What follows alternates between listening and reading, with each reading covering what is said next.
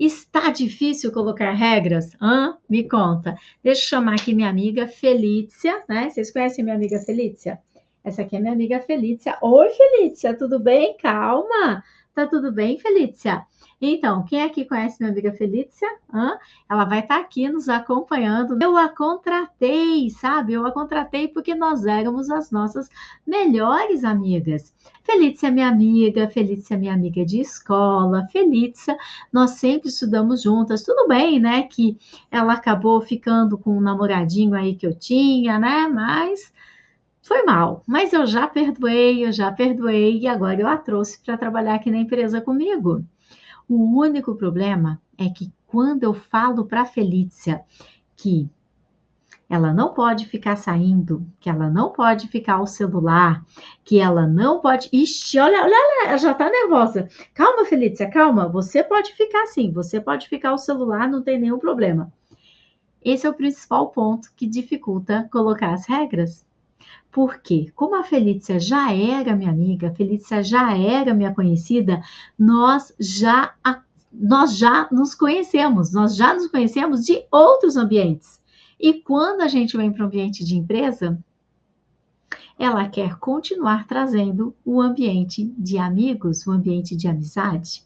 Então, essa é a principal dificuldade. Quem aqui tem dificuldade para colocar regras na sua empresa? Quem não colocou ainda as regras no papel? Por quê? As dificuldades começam quando nós trazemos amigos, parentes e clientes. É muito mais difícil falar para a Felícia, que é minha amiga, é muito mais difícil que ela não pode ficar ao celular do que falar para uma pessoa estranha. Para uma pessoa estranha é fácil, mas e a Felícia, que é minha amiga, que a gente saía junto? É complicado, né? Ou quando nós trazemos um parente para a empresa e ele acaba tendo outras ideias, né? Ele acaba achando que por ser parente, ele também é sócio, ele também é dono, e não é bem assim. Felícia, foi um prazer rever você, ok? Mas é melhor você ficar lá enroladinha no seu cantinho antes que você queira me cobrar horas extras por ter participado. Felícia, eu te conheço, querida, eu te conheço. Então, eu já deixei a Felícia lá no seu cantinho, porque eu conheço bem e daqui a pouco vem as horas extras, né? Porque na hora de ser amigo, para poder sair, para resolver problemas, para ir na loja comprar os presentinhos de Natal, tá tudo bem. Mas na hora que ela está trabalhando a mais, já vem o pedido das horas extras. E falar o quê? Então, quando nós temos uma relação com amigos, parentes e clientes, essa relação acaba não se tornando tão profissional. E esse é o principal motivo que os donos de empresa têm dificuldade de colocar as regras. Quer saber qual é o segundo motivo? É que mesmo que ele tenha contratado alguém que ele não conhecesse, que ele não tenha a menor ideia de quem é essa pessoa, ainda assim ele dá um jeito de virar amigo. Ele começa a escutar a pessoa começa a contar que ela terminou o namoro, que ela está muito triste e vira amizade. Daqui a pouco saem juntos, né? Daqui a pouco vão tomar um chopp, daqui a pouco vão tomar um sorvete, tomar um açaí, não sei o que mais. E estão amigos. E de repente essa pessoa, ela fala que ela precisa sair à tarde porque ela tem que comprar uma roupa nova, porque agora ela encontrou um namorado novo no Tinder que eles vão sair, ela conta toda a história e tá tudo bem, porque virou amigo, né? E você fica feliz, você dá os parabéns, você fala, vai lá comprar, faz isso mesmo. E a pessoa sai para comprar. E não é que ela é atropelada? E não é que ela quebrou a perna? E não é que ela vai ficar mais de um ano afastada?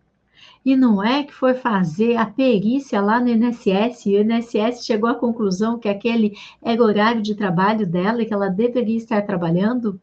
Não é que o empresário não tinha nenhum documento no qual ela tinha pedido saída e assinado de que ela estaria na rua?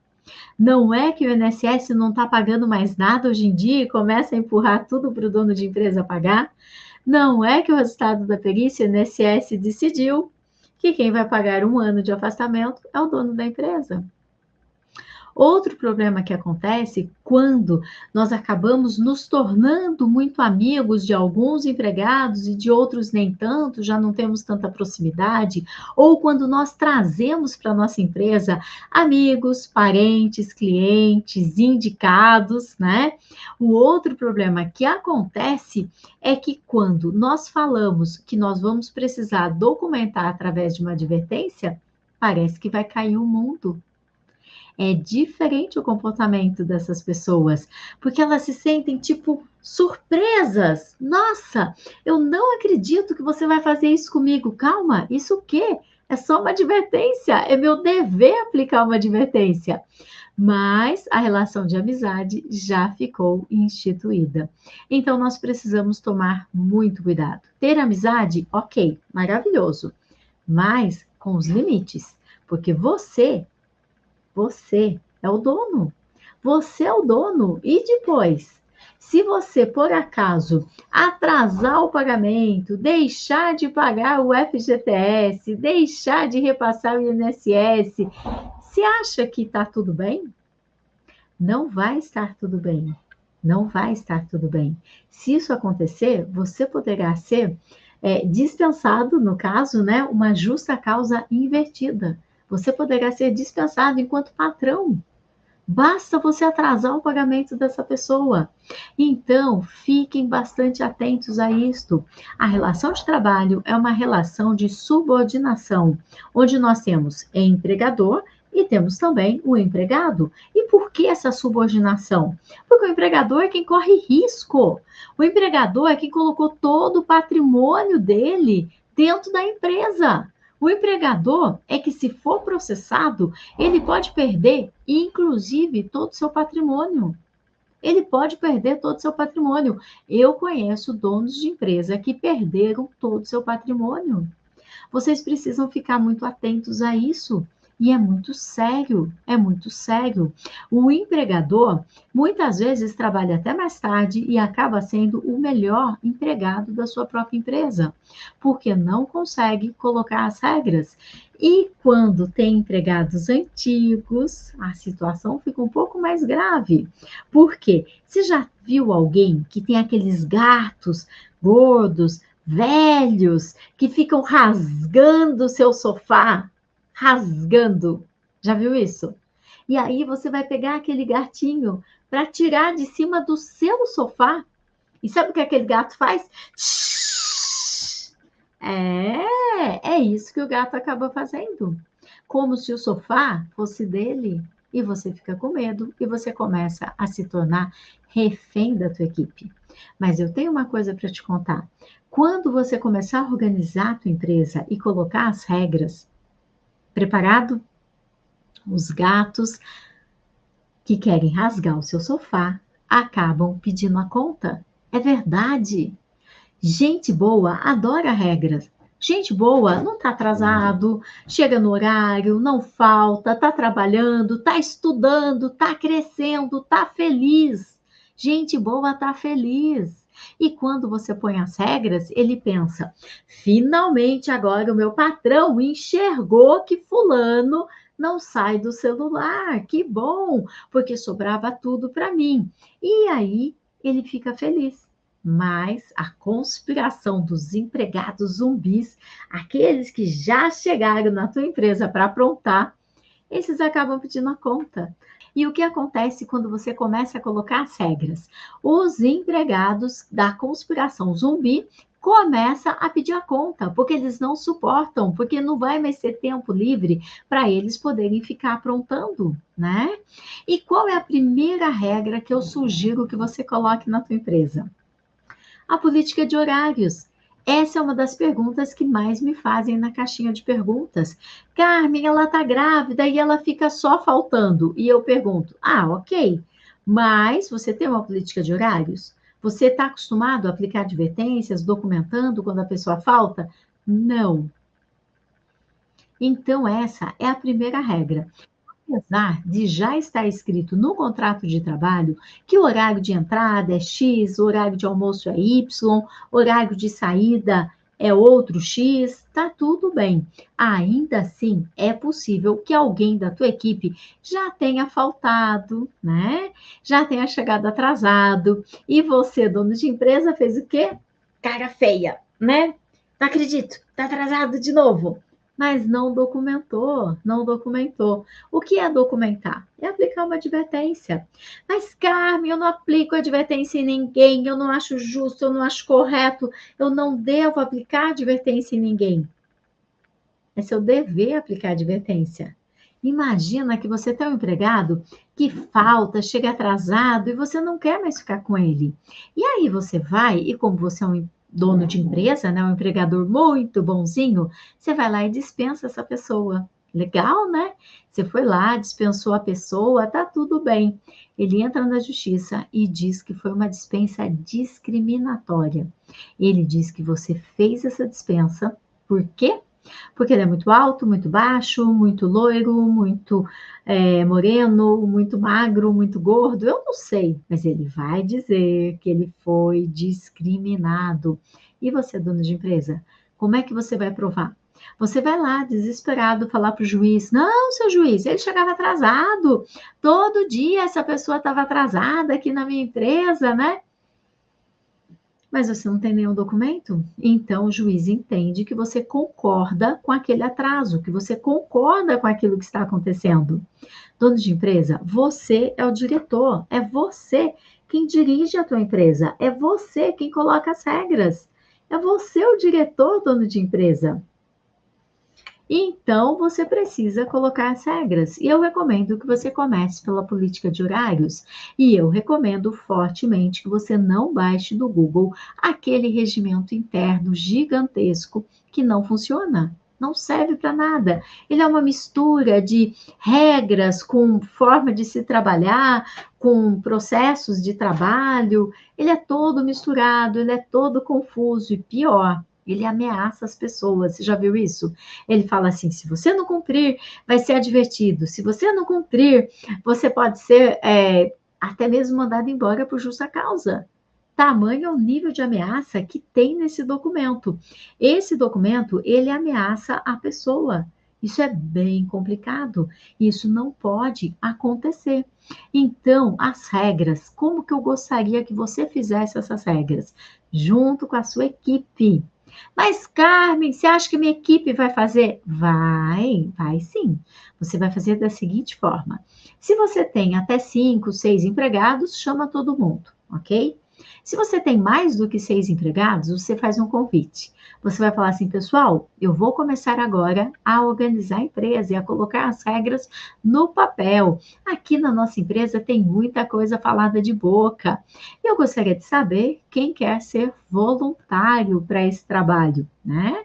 E aí você vai deixar que as pessoas se escolham para ser voluntário. Você pode dizer: eu preciso de 3 pessoas, mas atento, é importante que você já tenha convidado pelo menos 2, que aí você vai ter um grupo de 5, né?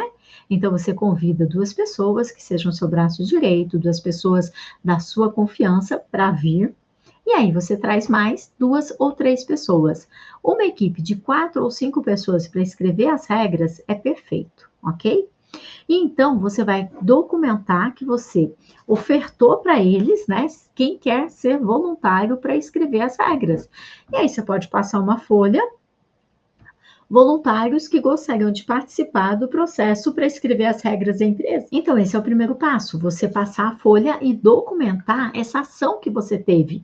Isso perante o juiz é muito bem visto, porque vai mostrar o quanto você é um empresário que ouve os seus empregados, né? E aí, nessa folha, as pessoas escrevem: não, eu não quero, ah, eu quero, não, eu não quero.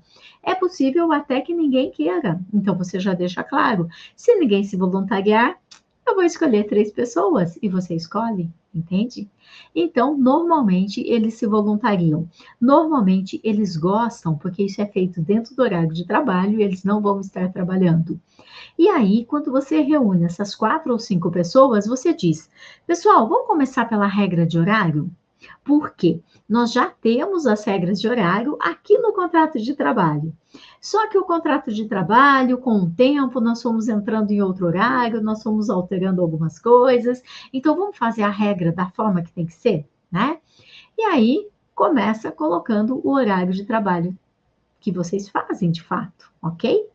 E depois tem aquelas decisões. E para marcar o ponto?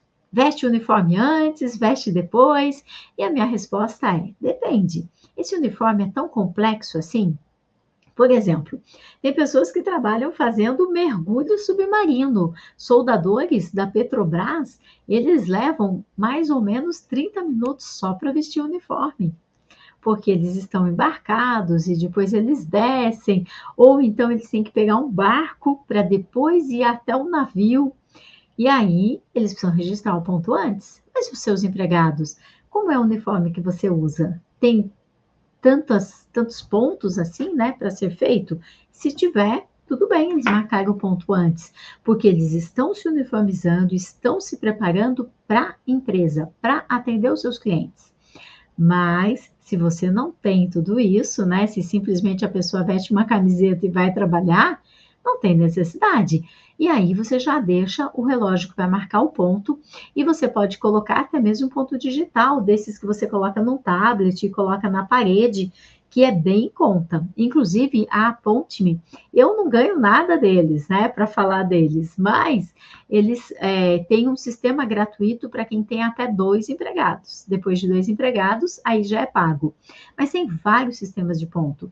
Tem Tangerino, tem Ponto Mais, que é bem mais em conta do que aqueles tradicionais relógios. E eu recomendo a você, se você tem um único empregado, tenha o ponto. Tenha o ponto.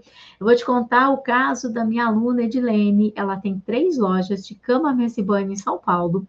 E quando ela me conheceu, ela tinha recebido um processo caríssimo na justiça. Coisa assim de mais de 100 mil reais. Por quê? Porque os empregados disseram que faziam hora extra. E ela explicou para o juiz: juiz, está aqui, ó, a câmera, está tudo apagado, está tudo escuro, não tem ninguém trabalhando.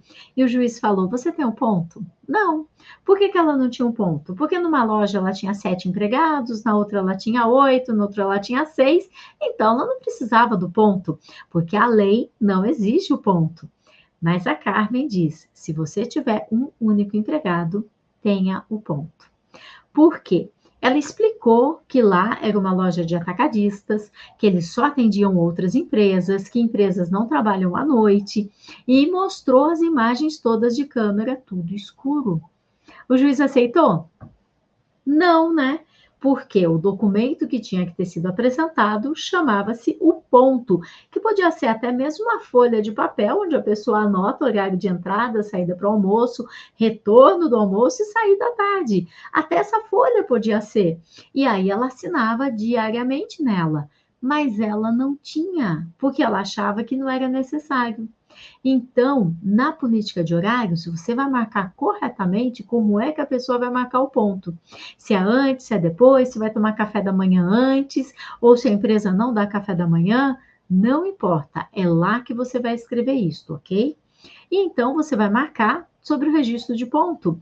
Percebe que quando a gente escolhe um tema, nós vamos falar tudo sobre aquele tema. Por isso que eu digo que as políticas precisam ser de temas diferentes. Neste momento, eu estou falando para você o tema da política de horário, e você tem que trazer todos os detalhes.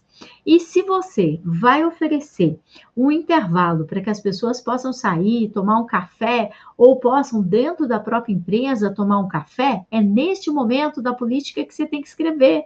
Não é depois lá na minha caixinha de pergunta: Carmen, eu tenho que dar intervalo de café? Sim ou não?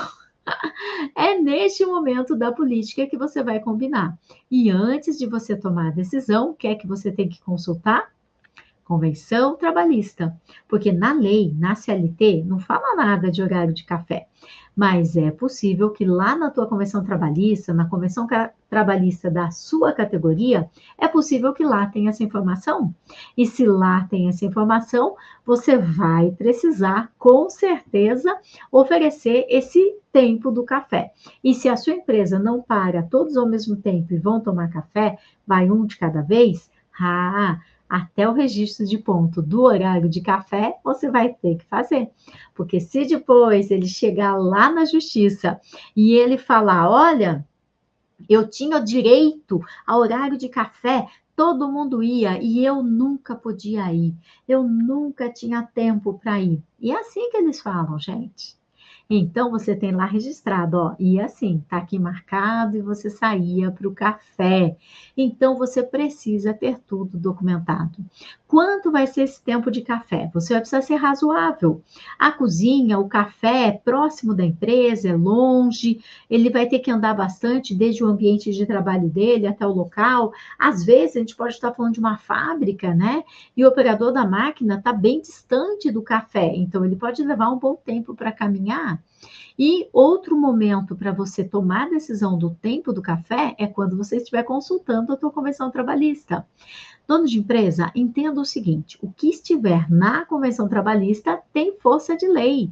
Não tem jeito, está na convenção, tem força de lei. Aquilo que for mais benéfico para o empregado. Às vezes, a lei é mais benéfica, às vezes, a convenção trabalhista é mais benéfica. O que for mais benéfico é aquilo que você tem que seguir. E se tem intervalo de café determinado pela convenção, anote no ponto. Mas se a liberalidade sua, você que acha que é ok, que tomando café eles ficam mais felizes, atendem melhor os clientes, é verdade. Ficam mais acordados, erram menos as contas, é verdade.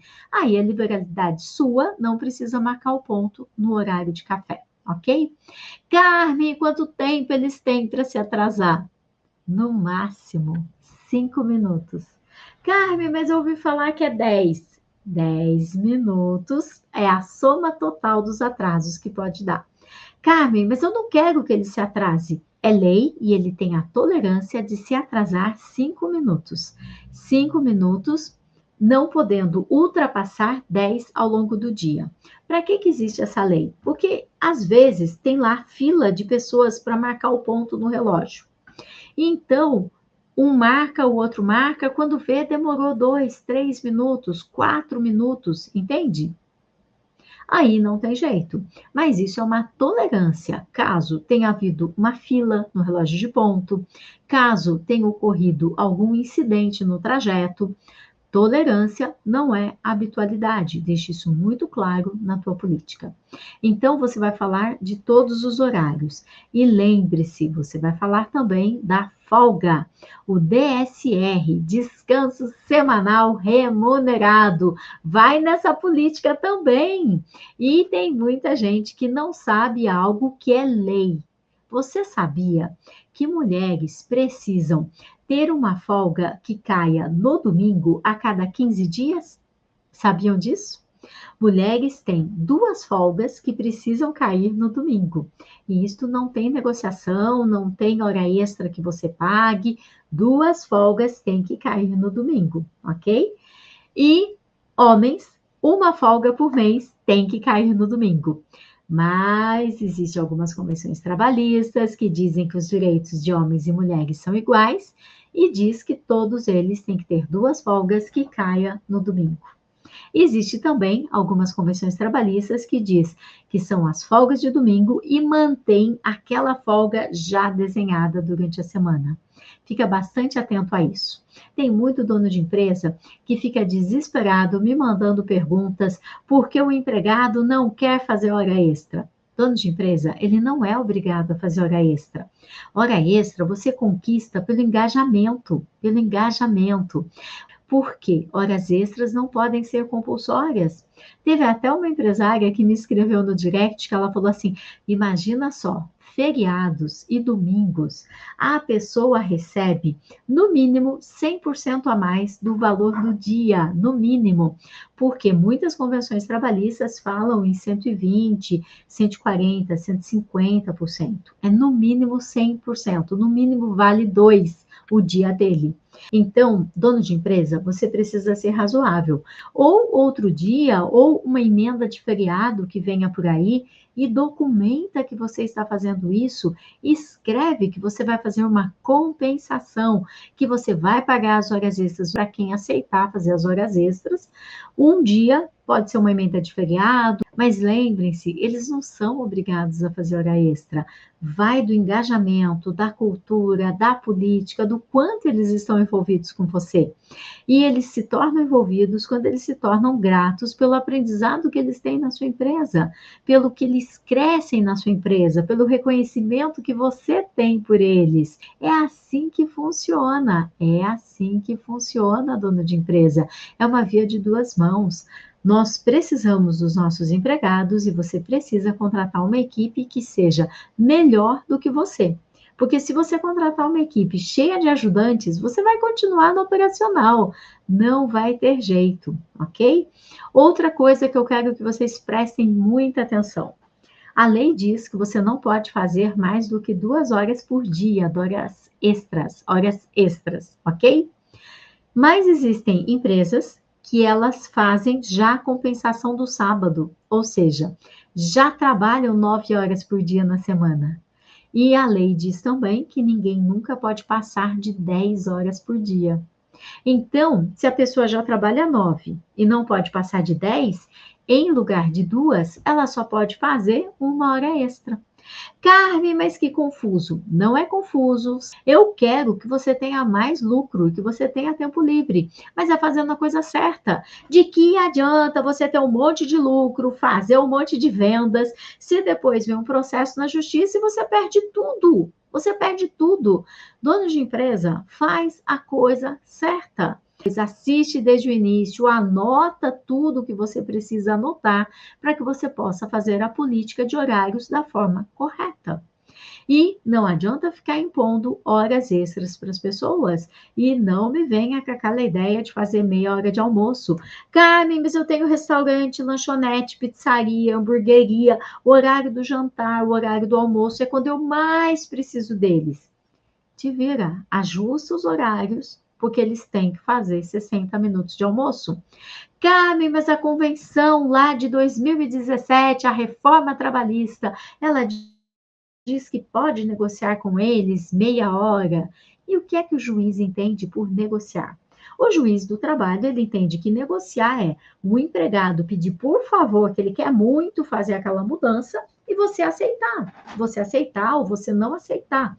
Isto é o que seria negociar para o juiz. Agora, você ir lá e reduzir porque você precisa, isto não dá certo. Isto não dá certo. Me escuta. Me escuta porque isso pode não dar certo. Dono de empresa, 60 minutos de almoço.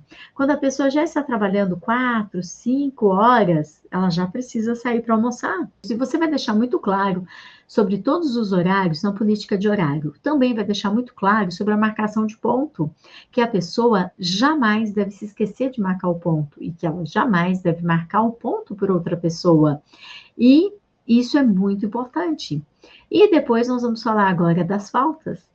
Agora você vai deixar um parágrafo específico para as faltas. E lá você vai trazer 2 informações importantes. Primeira informação, que se possível, esta pessoa, ao faltar, te avise, ok? Ela faltou, ela teve um problema, ela passou mal, ela te avise. E por que se possível? Porque quando esta pessoa não está trabalhando, ela não está sob seu mando. Não é você que está mandando nessa pessoa, entende? Essa pessoa, ela está ausente da tua empresa. Você não pode ficar dando ordens. Me manda já esse atestado. Não.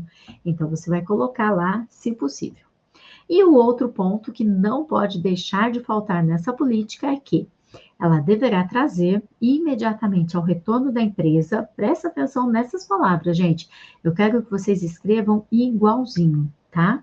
Ela deverá trazer imediatamente ao retorno para a empresa um documento que abone a sua falta. Carmen, mas não é um atestado? Não. É um documento que abone a sua falta. Carmen, mas eu não posso trazer um documento que justifica? Não. Se a pessoa simplesmente furou o pneu do carro, ela foi lá na oficina, ela traz lá a nota fiscal do borracheiro, é um documento que justifica. Você vai abonar a falta? Não, entende? Então, não é um documento que justifica, não é uma justificativa. Dono de empresa, para de falar em justificativa, para. Eu não quero mais ninguém falando em justificativa aqui. Dono de empresa é cheio de falar de justificativa. Justificativa não abona a falta. Então, você tem que falar o termo correto. É um documento que abona a sua falta. E esse documento pode ser um atestado, pode ser uma declaração de nascimento de um filho, pode ser uma declaração de casamento, pode ser uma declaração de morte, não sei. Ele pode até ter ido tirar sangue, né? Mas eu nem fico dando essas ideias. Mas se ele vai tirar sangue uma vez por mês, a falta dele é abonada. E se eles têm essas ideias, imagina só, toda sexta-feira ele resolve doar sangue, né? Complicado, né, gente? Complicado. Então, eu prefiro não dar essas ideias para as pessoas. Pessoal, então vocês entenderam? É um documento original que vai realmente comprovar que aquela pessoa, por algum motivo, ela não esteve presente. Somente um documento, assim, pode abonar a falta dessa pessoa. E é importante ser original, porque é muito mais fácil a pessoa falsificar e depois bater uma foto que não vai ter tanta resolução assim, e isso é um documento falso. Dentro da política de horários, esses são os pontos. Entende que vai ser muito fácil você escrever isso junto com as pessoas da sua empresa, junto com as pessoas da sua equipe, junto com o seu grupo. Não é difícil, porque é algo que já está na lei. Você só está trazendo clareza para aquilo que já está lá no contrato. Então, não tem com o que se preocupar. O que nós estamos fazendo? Treinando a sua equipe para que eles possam se habituar a participar das políticas. E depois que você aplicou uma política, aí então, esse próprio grupo que fez a política com você, olha o que eu vou te dizer. Eles vão apresentar para o restante das pessoas da empresa. E se a sua empresa ainda é pequena e todos participaram e todos fizeram, tá tudo bem. Aí eles mesmos já vão assinar. Caso contrário, eles vão apresentar e depois a empresa assina. Caso contrário, eles vão apresentar e depois os empregados, a sua equipe, eles vão assinar esse documento. Eles vão assinar o seu documento. Entende isso? É bem tranquilo, é bem fácil, é bem fácil. E depois você espera com que tudo se assente e você quer que essa política funcione. Você não quer sair aplicando advertência. Então, se a pessoa te liga e fala que está com dor de barriga, ou fala que está doendo o dente, ou fala que ela não está passando bem, você diz, muito obrigado por avisar, ou manda um WhatsApp, muito obrigado. Agora você sabe que você precisa de um documento que abone a sua falta assim que você retornar. Então, você vai dar a informação para a pessoa de que sim, você vai precisar de um documento, porque você quer estabelecer essa nova cultura na tua empresa. E depois essa pessoa volta, né, a faltar e ela vai chegar na tua empresa e você vai falar com ela imediatamente ao retorno e vai perguntar: está tudo bem? Por que você vai perguntar se está tudo bem? Porque pode ter acontecido alguma coisa grave com ela, entende?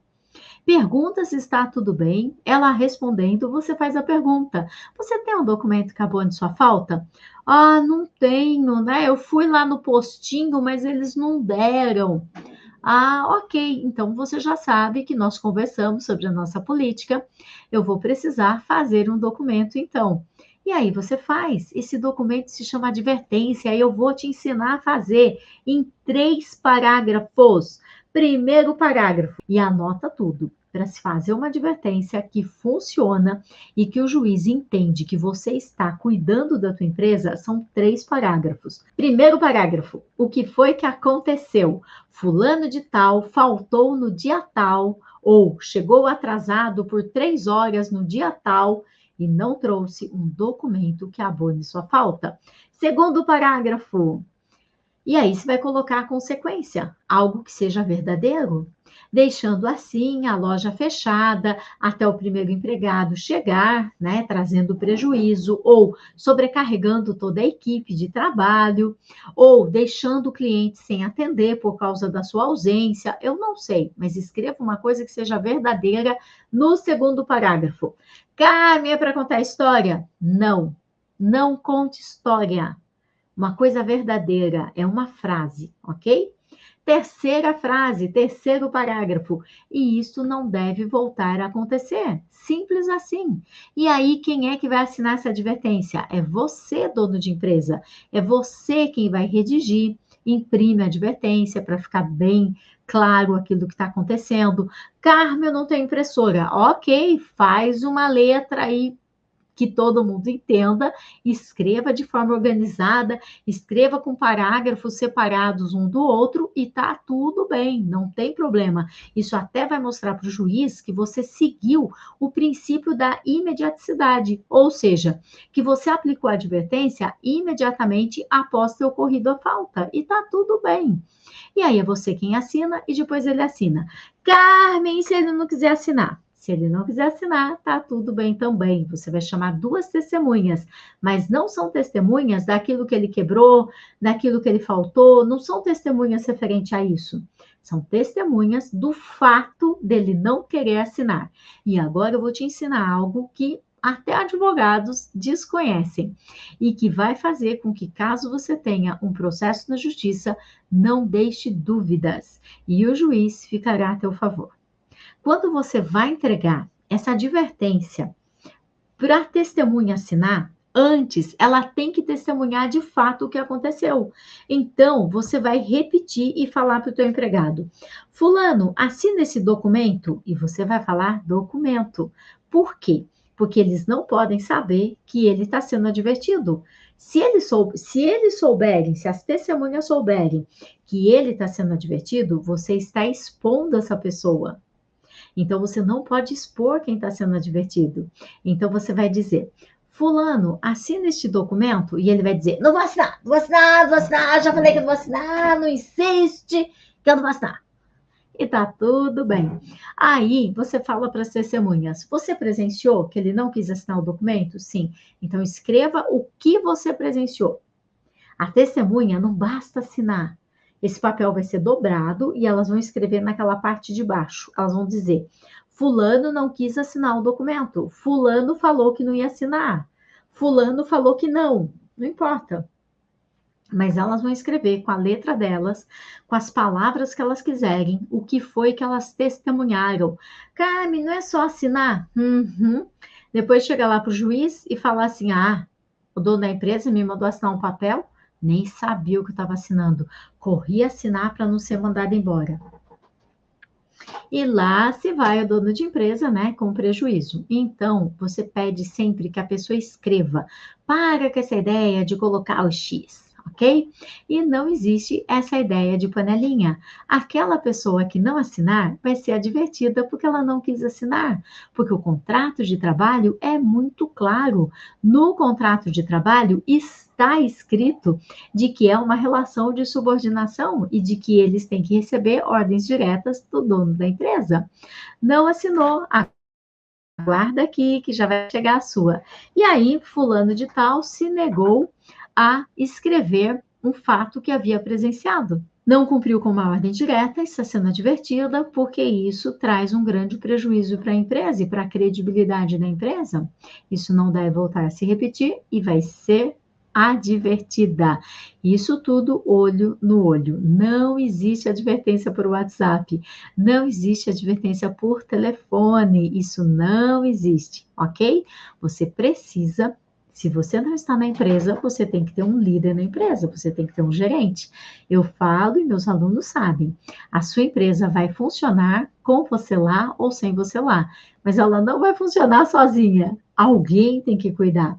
E você precisa formar esse líder, ok? Dono de empresa, é assim, é tranquilo. Se a pessoa volta a repetir, volta a faltar, você não vai ficar entupindo ela de advertência de falta, porque aí depois isso vai contra você no juiz. Aí você vai aplicar uma advertência porque ela não se corrige. Se ela volta a faltar, você vai aplicar uma advertência porque ela está não corrigindo. E aí você fala, já foi advertida dia tal, agora está sendo suspensa. E suspende ela um dia, 2 dias. Ela continua faltando sem ter um documento que abone sua falta? Aí, então, você pode aplicar uma suspensão por confrontar o teu poder de dirigir a empresa.